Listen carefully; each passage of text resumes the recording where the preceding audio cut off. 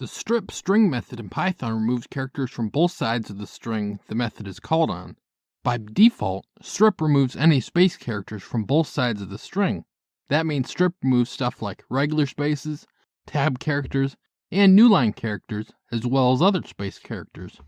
If you specify a character, that removes every occurrence of that character from both sides of the string.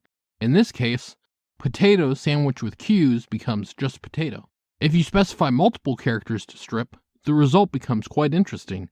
When you use multiple characters, the string you pass in is looked at as a set of characters. In this case, every Q and P is removed from both sides of this string. What it doesn't do is look for every occurrence of the string QP together. Another consequence of the argument to strip being a set is that changing this argument to PQ would do nothing to change strip's effect on the string.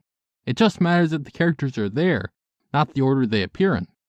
rstrip is a string method in Python that removes all occurrences of the set of characters you pass in. Passing in nothing removes all whitespace characters. You have the string here, www.tent.net. Do you know what happens if you call rstrip with .net? What it doesn't do is return www.tent. That's how the set of characters from the definition I gave you earlier comes into play. You gave rstrip the set of characters .n, e, and t. So it starts at the end, goes, is T there? Yes, remove it. Is E there? Yes, remove it. Is N there? Yes, remove it. Is dot there? Yes, remove it. And it doesn't stop there because it's found another T. It keeps going all the way up to the www dot. Ultimately, when you call rstrip on this, all you get back is www.